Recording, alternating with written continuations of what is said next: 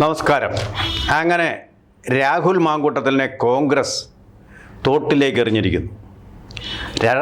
രാഷ്ട്രീയ വനവാസത്തിൻ്റെ തോട്ടിലേക്ക് എന്ന് നമുക്ക് വിശേഷിപ്പിക്കാവുന്ന എല്ലാ രാഷ്ട്രീയ നിരീക്ഷകന്മാരും കാണുന്ന ഒരു തോട്ടിലേക്ക് വലിച്ചെറിഞ്ഞിരിക്കുന്നു. ഈ രാഷ്ട്രീയ നിരീക്ഷകന്മാരെല്ലാം പടവെട്ടുകയായിരുന്നു രാഹുൽ മാങ്കൂട്ടത്തിൻ്റെ അന്ത്യത്തിന് വേണ്ടി, അദ്ദേഹത്തിൻ്റെ ശവദാഹത്തിന് വേണ്ടിയിട്ട്. ഈ രാഷ്ട്രീയ നിരീക്ഷകരുടെ മൂർച്ചയേറിയ വാളുകളെല്ലാം പക്ഷേ നീണ്ടത് രാഹുൽ മാങ്കൂട്ടത്തിന് നേരെ മാത്രമായിരുന്നു. ഇതുകൊണ്ട് അവസാനിച്ചോ സ്ത്രീകളോടുള്ള അധാർമികമായിട്ടുള്ള പെരുമാറ്റത്തിൻ്റെ പെരുമ്പറകൾ കേരളത്തിൻ്റെ രാഷ്ട്രീയത്തിൽ നിന്ന്? അത് വിശ്വസിക്കാനൊരു വിഡ്ഢികൾ വേണം. കാരണം ഇതുപോലുള്ള അധാർമികമായിട്ടുള്ള പ്രവർത്തനങ്ങൾ സ്ത്രീകൾക്ക് നേരെ നടത്തിയ MLA-മാരുണ്ട്, മന്ത്രിമാരുണ്ട്. അവരിപ്പോഴും രാഷ്ട്രീയ വിഗ്രഹങ്ങളായിട്ട് തന്നെ വിലസുന്നുമുണ്ട് കേരള രാഷ്ട്രീയത്തിൽ. ഞാൻ രാഹുൽ മാങ്കൂട്ടത്തിലിനെ ന്യായീകരിക്കുന്ന ന്യായീകരണ തൊഴിലാളികളുടെ കൂട്ടത്തിൽപ്പെട്ടവനല്ല, കോൺഗ്രസിനെ അനുകൂലിക്കുന്ന ഒരു രാഷ്ട്രീയ വിഭാഗത്തിൽപ്പെട്ട ആളുമല്ല.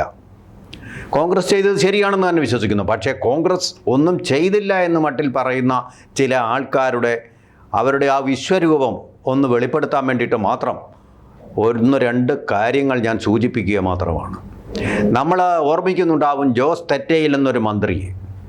ജോസ് തെറ്റയിൽ എന്നാണ് അദ്ദേഹം കാണിച്ചത് തെറ്റാണെന്നുള്ളതിന് എവിഡൻസ് നമ്മുടെ ഈ സോഷ്യൽ മീഡിയയുടെയും മൊബൈൽ ഫോണുകളുടെയും കാലഘട്ടത്തിലാണ് അദ്ദേഹം മന്ത്രിയായിട്ടിരുന്നത്. ആ മന്ത്രി കാണിക്കുന്ന വൃത്തികേടുകൾ, അദ്ദേഹത്തിന് ഭാര്യയുണ്ട്, മകനുണ്ട്, അതല്ലാത്ത മറ്റൊരാളുമായിട്ട് ബന്ധപ്പെടുന്നതിൻ്റെ വീഡിയോ ചിത്രീകരണം നാട്ടിലാകെ പാട്ടായിട്ടുണ്ടായിരുന്നു. ആ സമയത്ത് അദ്ദേഹം MLA ആയിരുന്നു. ആ MLA ആയിരുന്ന അദ്ദേഹം പിന്നീട് മന്ത്രിയായിട്ട് പ്രൊമോഷൻ കിട്ടി. അധാർമികമായിട്ട് നടന്ന ഈ ധർമ്മഭ്രംശത്തിന് ഒരു സ്ത്രീയുമായിട്ട് വേഴ്ച നടത്തുന്നതിൻ്റെ ചിത്രങ്ങൾ വീഡിയോയിലൂടെ പ്രവചിച്ചു. വമനേച്ഛ ഉളവാക്കുന്ന രംഗങ്ങൾ. ഒരു മന്ത്രി എന്നുള്ള നിലയിൽ അദ്ദേഹത്തിന് പ്രൊമോഷൻ കിട്ടുകയാണ് പിന്നീട് ഉണ്ടായത്. ഒരു തരത്തിലുള്ള അജ്ഞാതവാസവും ഉണ്ടായില്ലെന്ന് മാത്രമല്ല, അദ്ദേഹത്തിൻ്റെ പാർട്ടി അദ്ദേഹത്തിന് തോട്ടിലേക്ക് എറിഞ്ഞതുമില്ല. മന്ത്രിയായി അദ്ദേഹം പേരെടുത്ത ആളായിട്ടും ഒരപഖ്യാതിയും ഇല്ലാത്ത ആളായിട്ടും അദ്ദേഹം കഴിഞ്ഞുകൂടി. അതുപോലെ തന്നെയാണ് PK കുഞ്ഞാലിക്കുട്ടി സാഹിബിൻ്റെ കേസിലുണ്ടായിട്ടുള്ളത്. PK കുഞ്ഞാലിക്കുട്ടി സാഹിബിനെതിരെ ആരോപണം ഉന്നയിച്ച് ഇന്നിപ്പോൾ നമ്മൾ പോക്സോ എന്ന് വിളിക്കുന്നത്, അന്ന് ആ പോക്സോ നിലവിൽ വന്നിട്ടില്ല, വിളിക്കാവുന്ന തരത്തിലുള്ള ആവാത്ത ഒരു പെൺകുട്ടിയുമായിട്ടുള്ള, അതിൻ്റെ പേരെല്ലാവർക്കും അറിയാവുന്നതാണ്, പക്ഷേ ഞാൻ പറയുന്നില്ല, അത് അധാർമികമായതുകൊണ്ട്. ആ പേരെല്ലായിടത്തും പ്രചാരത്തിലുണ്ട്. ഇന്ത്യ വിഷൻ ചാനലിലൂടെയൊക്കെ പലതവണ ആ സ്ത്രീയെ അവർ അഭിമുഖം ചെയ്യുകയും ചെയ്തിട്ടുണ്ട്. അങ്ങനെയുണ്ട്. PK കുഞ്ഞാലിക്കുട്ടി സാഹിബ് എന്നു പ്രൊമോഷൻ കിട്ടി അഖിലേന്ത്യാ മുസ്ലിം ലീഗിൻ്റെ അധ്യക്ഷനായിട്ടിരിക്കുക, ദേശീയ നേതാവായിട്ടിരിക്കുക, വിലസുകയാണ്. അപ്പോൾ അവരൊക്കെ ഇവിടെ ഇരിപ്പുണ്ട്. അത് UDFൻ്റെ ഭാഗം തന്നെയുമാണ്. പിന്നെ PJ ജോസഫ് ഓർമ്മയുണ്ടാവും നിങ്ങൾക്ക്. ചെന്നൈയിൽ വിമാനത്തിൽ സഞ്ചരിക്കുമ്പോൾ മുമ്പിലിരുന്ന സൂര്യ TVയിലെ ഒരു വനിതാ മാധ്യമ പ്രവർത്തകയല്ല, അവിടുത്തെ വനിതാ വാർത്ത അവതാരക. അവരുടെയും പേര് ഞാൻ പറയുന്നില്ല, എനിക്കറിയാം. പേര് പറയുന്നത് ശരിയല്ലാത്തതുകൊണ്ട് പറയുന്നില്ല, കാരണം അവരുടെ മക്കളും കൊച്ചുമക്കളും ഒക്കെ ഇപ്പോൾ അത് കാണുന്നുണ്ടാവും. അവരെ പീഡിപ്പിച്ചു എന്നുള്ള വൻ പരാതി വന്ന, അങ്ങനൊന്നും സ്ത്രീകളൊന്നും ആവശ്യമില്ലാത്ത പരാതികൾ കൊടുത്ത് ചുമ്മാ കുടുക്കുകളിൽ ചാടാറില്ല. അത്ര പ്രകോപനപരമായിട്ട് പിൻസീറ്റിലിരുന്നു കൊണ്ട് മുൻസീറ്റിലിരുന്ന ആ സ്ത്രീയെ, ആ അവതാരകയെ പീഡിപ്പിച്ചതുകൊണ്ടാണ് പരാതി വന്നത്. പക്ഷേ നിയമമെന്ന് പറഞ്ഞത് കൂട്ടിലിട്ട പക്ഷിയാക്കി മാറ്റാൻ വൈദഗ്ധ്യമുള്ള കരങ്ങളുണ്ട്, വഴക്കമുള്ള ആൾക്കാരുമുണ്ട്. അവരുടെയൊക്കെ ഈ കൈകളിൽ സ്ത്രീയുടെ നേരെ കാണിച്ച ഈ അധാർമികത, അല്ലെങ്കിൽ ഒരു പൈശാചികത, മൃഗീയത, അതൊക്കെ ഉണ്ടല്ലോ, അലക്ക് യന്ത്രത്തിലിട്ട് അലക്കി പരിശുദ്ധമാക്കിയതുപോലെ ആക്കിത്തീർക്കും. അങ്ങനെ സാധിച്ചു PJ ജോസഫിന്. അദ്ദേഹം എന്തോ മരുന്ന് കഴിക്കുന്നുണ്ടായിരുന്നു, അതിൻ്റെ ഒരു അപഭ്രംശമാണെന്നൊക്കെയുള്ള വ്യാഖ്യാനങ്ങളുമൊക്കെ വന്നു. അതെല്ലാം നമ്മൾ മറന്നു പോവുകയാണ്. അതൊക്കെ എല്ലാം നമ്മളുടെ ഈ ദൃഷ്ടികോണങ്ങളും അതുപോലെ തന്നെ നമ്മുടെ ആയുധങ്ങളും മുഴുവൻ മൂർച്ച കൂട്ടി രാഹുൽ മാങ്കൂട്ടത്തിലെന്ന് പറയുന്ന രാഷ്ട്രീയത്തിലേക്ക് ഉദിച്ചു വരുന്ന ഒരു താരത്തിന് നേരെയാക്കി. ഇത് കോൺഗ്രസിനോട് ഒരു പരിധി വരെ കോൺഗ്രസിനോടുള്ള ഒരു വിരോധം കൂടിയാണ്. കോൺഗ്രസ് ചെയ്യാവുന്നതിൻ്റെ പരമാവധി കോൺഗ്രസ് ചെയ്തതുപോലെ വേറൊരു പാർട്ടിയും അവരവരുടെ നേതാക്കന്മാരുടെ കാര്യത്തിൽ ചെയ്തിട്ടില്ല എന്നുള്ളതാണ് സത്യം. ജനങ്ങളാണ് ചെയ്തിട്ടുള്ളത്. PK കുഞ്ഞാലിക്കുട്ടി സാഹിബിനെ ജനങ്ങൾ തോൽപ്പിച്ചു.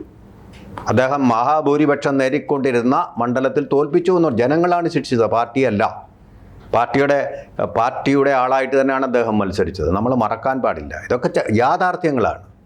അതിന് നേരെ കണ്ണടച്ചുകൊണ്ട് അവർ നെൽസൺ സൈ വെച്ചുകൊണ്ട് രാഹുലിന് മാത്രമേ നേരെ ദൃഷ്ടി പായിക്കുന്നത്. എനിക്കൊരു ചുക്കുമില്ല, രാഹുൽ എൻ്റെ ആരുമല്ല, ബന്ധുവുമല്ല, സുഹൃത്തുമല്ല, ഒന്നുമല്ല. പക്ഷേ ഇത് കാണുമ്പോൾ ഒരു നീതികേട് അനുഭവപ്പെടുന്നു.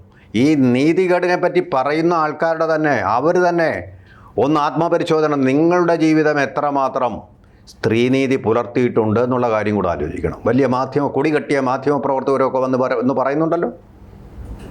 അതുകൊണ്ടാണ് വീക്ഷണം എഴുതിയത്. അതിനവരെ ഉദ്ദേശിച്ചായിരിക്കും വീക്ഷണം എഴുതിയത്. കോൺഗ്രസിൻ്റെ കൊടി കെട്ടിയ മാധ്യമ പ്രവർത്തകരൊക്കെയാണ്. നിങ്ങളുടെ കൈകൾ ശുദ്ധമാണോ എന്ന് നിങ്ങൾ പരിശോധിക്കണം. നിങ്ങളിൽ പാപം ചെയ്യാത്തവർ കല്ലെറിയണമെന്ന് പറഞ്ഞത്.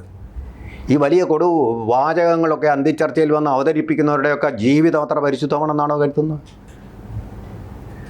അതെ, പരാതികളൊന്നും വരാത്ത കൊണ്ടാണ് പലരും പരിശുദ്ധന്മാരായിട്ടിരിക്കുന്നത്. എന്നെ കണ്ടാൽ അറിയോ കിണ്ണം കെട്ടവരായിട്ട് എന്ന് തോന്നുമെന്ന് പറഞ്ഞുകൊണ്ടിരിക്കുന്നത്. ഇതിനൊക്കെ പല യാഥാർത്ഥ്യങ്ങളുമുണ്ട്. നമ്മളത് ആരെങ്കിലും സ്ത്രീകൾ പരാതിപ്പെടുമ്പോൾ മാത്രമേ തനിക്കുണം അവരുടെ വിശ്വരൂപം നമ്മൾ അറിയുന്നുള്ളൂ എന്നുള്ളതാണ് അതിൻ്റെ സത്യം. അതുകൊണ്ട് കൂടുതൽ സദാചാര പോലീസൊന്നും ചമയാനുള്ള അവകാശമൊന്നും ഇല്ല. നിങ്ങളിത് പറയുമ്പോൾ ഇതറിയാവുന്ന ആൾക്കാരിരുന്ന് പരിഹസിച്ച് ചിരിക്കുകയാണെന്നുള്ള പരമാർത്ഥം കൂടി ഒന്ന് ഓർത്താൽ മതി. എന്ന് മാത്രമല്ല, നമ്മളുടെ ഇത് എന്ന് പറയുന്ന രാഹുൽ മാങ്കൂട്ടത്തിലിന് എതിരെ മാത്രമുള്ള ഒരു മുദ്രാവാക്യവും ഒരു ആക്രോശവുമായി മാത്രം അധപ്പതിക്കുന്ന കാഴ്ചയാണ് ഇപ്പോൾ കേരള രാഷ്ട്രീയത്തിൽ അധപ്പതിക്കുന്ന ഒരു ദുരന്തമായിട്ട് നിലനിൽക്കുന്നത്. മറ്റവരുണ്ട്.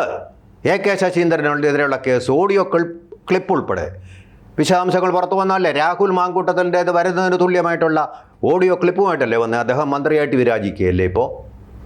ഇതിനിടയ്ക്ക് നടന്ന അരിമറി എന്ന് പറഞ്ഞാൽ നമ്മുടെ നിയമത്തിനെ അട്ടിമറിക്കാൻ, നിയമവാഴ്ചയെ അട്ടിമറിക്കാൻ, നീതിപാലനത്തെ അട്ടിമറിക്കാനുള്ള ശക്തികൾ ഉണ്ടെന്നുള്ളതാണ്. വൻ സ്രാവുകൾ വലമുറിച്ച് കടക്കുമെന്നുള്ളതിൻ്റെ ഉദാഹരണം തന്നെയാണ് അല്ലേ.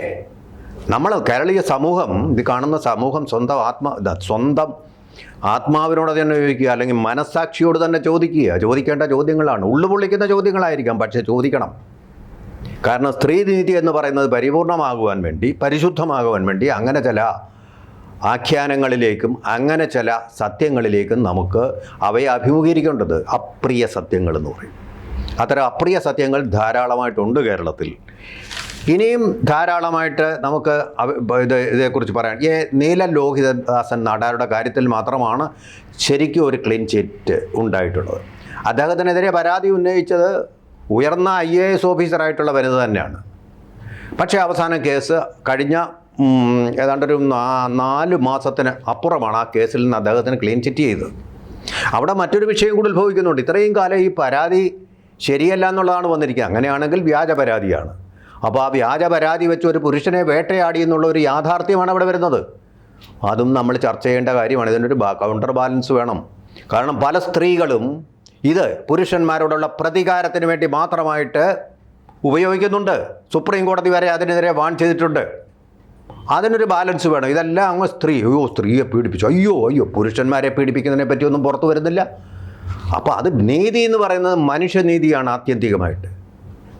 ആ നീതി വേണം. തീർച്ചയായിട്ടും കഴിഞ്ഞ കാലങ്ങളിൽ നീതി കിട്ടാതിരുന്ന സ്ത്രീകൾക്കാണ്, പുരുഷന്മാർക്കാണ് നീതി ലഭിച്ചുകൊണ്ടും അവരാണ് ചൂഷകരായിട്ട് വരുന്നത് എന്ന് വിചാരിച്ച് സ്ത്രീകൾ ഇപ്പോൾ പുരുഷന്മാരെ ഒന്നും പീഡിപ്പിക്കുക എന്ന് ഉള്ള വാക്ക് ഞാൻ ഉപയോഗിക്കുന്നില്ല.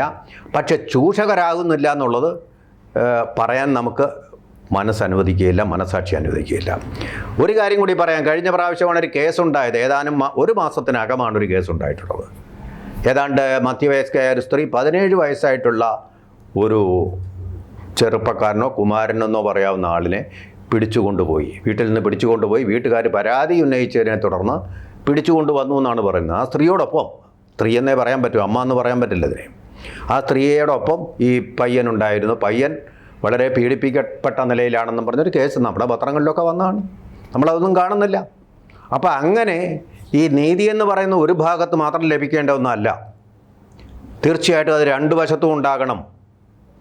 ഇത് ഒരു ഒരു പീഡന ഉപകരണമായിട്ട് സ്ത്രീനീതിക്ക് വേണ്ടിയുള്ള നിയമങ്ങളെ വളച്ചൊടിച്ച് ഉപയോഗിക്കുന്നത് തീർച്ചയായിട്ടും തെറ്റായിട്ടുള്ള കാര്യമാണ്. അവിടെ അനീതിയുണ്ട്.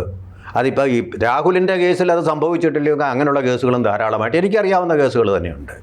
അവധി ചോദിച്ചു കൊടുക്കാതിരുന്നതിന് നിങ്ങളുടെ പേരിൽ ഞാൻ പീഡന കേസ് കൊടുക്കുമെന്ന് പറഞ്ഞ സ്ത്രീകളെ എനിക്കറിയാം, ഉദ്യോഗസ്ഥരെ എനിക്കറിയാം. അപ്പോൾ അതുകൊണ്ട് തീർച്ചയായിട്ടും ഈ കാര്യത്തിലൊക്കെ നമുക്ക് വളരെ സന്തുലിതമായ ഒരു ചിന്താഗതി ഉണ്ടാവേണ്ടത് വളരെ ആവശ്യമാണെന്ന് തോന്നുന്നു.